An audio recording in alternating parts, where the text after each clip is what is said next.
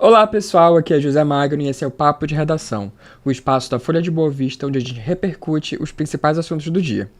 E hoje a gente começa o Papo de Redação com um tema sério, que é fake news. E para falar sobre isso a gente trouxe a nossa diretora de redação, Dina Vieira.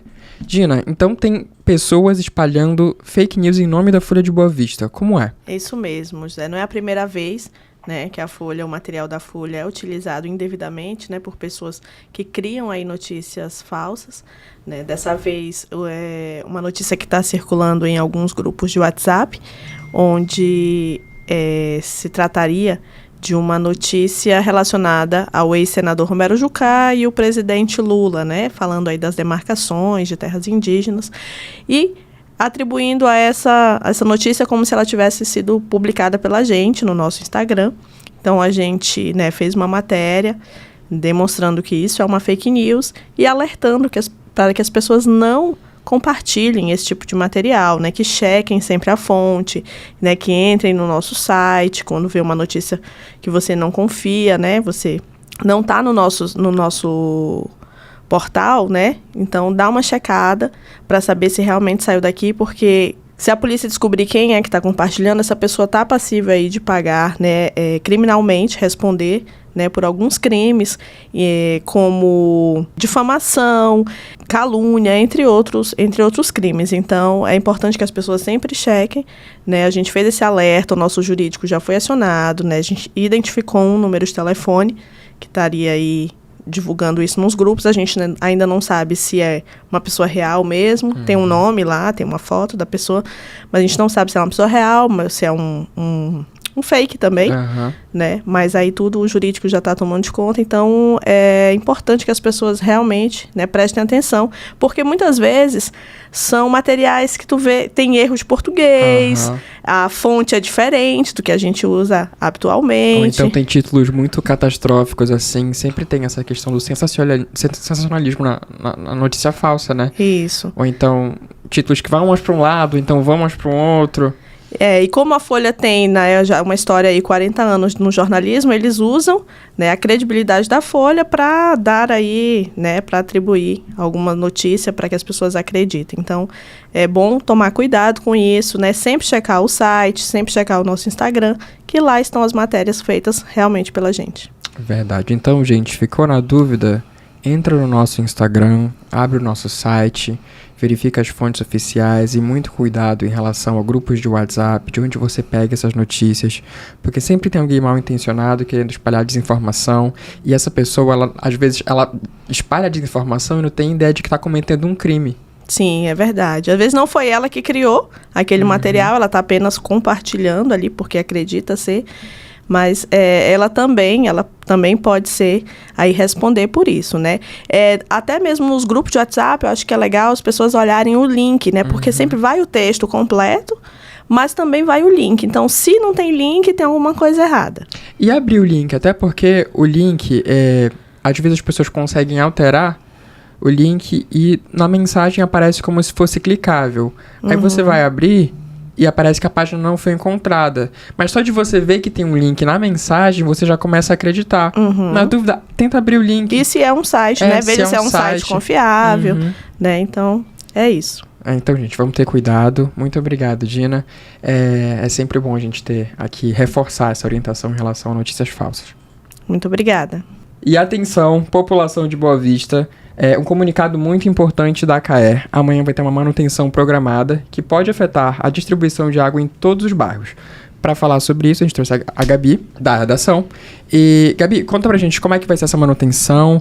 Parece que eles orientaram a população a reservar água. Quando é assim, quer dizer que é uma coisa importante, é grande, né? É grande, José, é importante. Não é sempre que eles dão essa recomendação de armazenamento de água, mas amanhã eles vão fazer a substituição de um transformador de tensão ali no sistema de captação e água e nos centros de reservação e distribuição do Buritis e do São Pedro. E aí o São Pedro ele é responsável pelo fornecimento de toda a cidade, né? E como a gente estava conversando, o Buritis também é por parte ali da Zona Oeste. Então, vai comprometer a capital toda. O que eles falaram é que esse serviço está previsto para ocorrer das 8 ao meio-dia.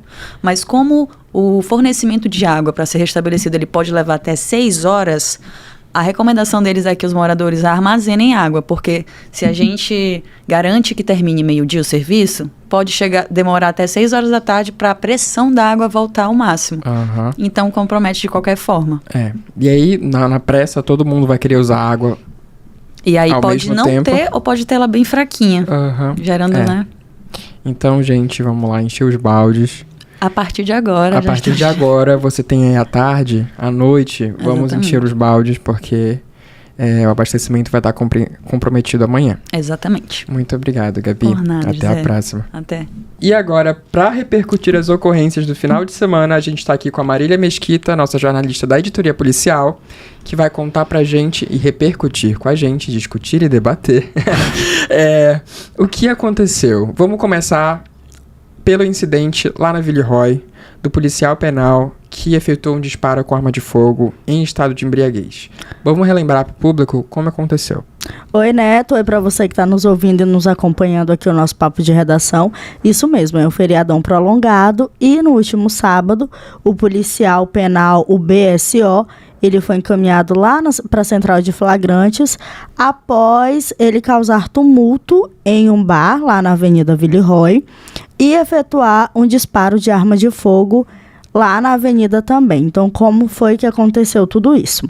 Uma guarnição da PM, ela foi acionada após uma denúncia sobre uma pessoa armada causando tumulto em um bar lá na Villeroy. E quando a PM chegou lá nesse bar, eles identificaram que o policial era a pessoa que estava causando tumulto. Naquele momento, a situação ela já estava controlada e o policial foi orientado pelos agentes. Poucas horas depois, os mesmos policiais eles foram acionados novamente devido a um disparo com arma de fogo no mesmo local. Testemunhas que estavam lá no local informaram para a polícia que o policial em questão, o BSO, saiu do bar, disparou a arma em via pública e chegou a apontá-la para a rua. Os policiais rastrearam o policial penal até outro bar localizado no lado oposto da avenida, onde ele foi encontrado em estado de embriaguez. E ao ser indagado sobre a localização da arma, ele inicialmente disse não saber, mas depois ele confessou ter entregado para um amigo, também agente penitenciário. Então, de acordo aí, diante de todos esses fatos, ele foi encaminhado lá para a central de flagrantes para todas as providências legais e cabíveis. Pois é, em relação a esse caso, a gente, circula um vídeo nas redes sociais, obviamente, e as pessoas mostra claramente que ele estava lá brincando com a arma, enfim, realmente ele saca a arma em dado momento e aponta para a rua. E aí o que a gente tem de novas informações em relação a isso é de que não é a primeira ocorrência envolvendo esse mesmo policial penal. É a segunda vez que isso acontece com ele, e aí quais reflexões a gente pode tirar disso?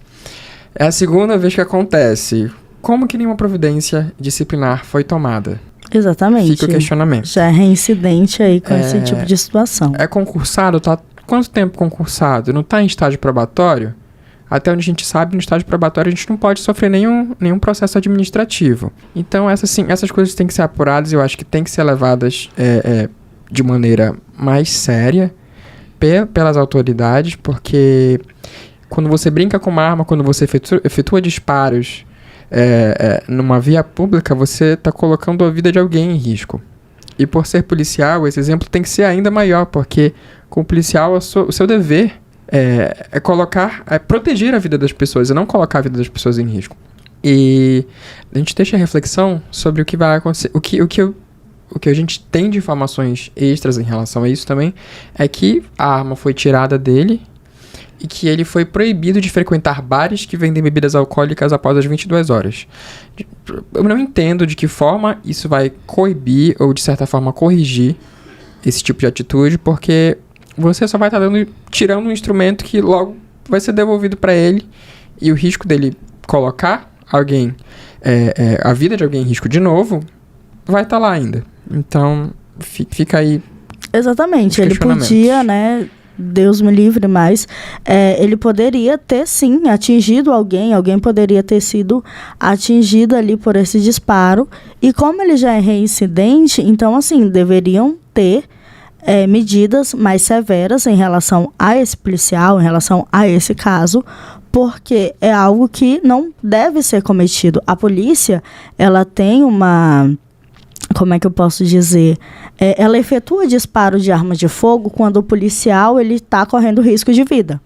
Então, quando tem ali uma troca de tiros entre a polícia e um criminoso, é porque a polícia, né, a guarnição ali, a equipe está correndo risco. E aí esse policial, ele simplesmente efetua um disparo de arma de fogo em via pública, causa tumulto em um bar.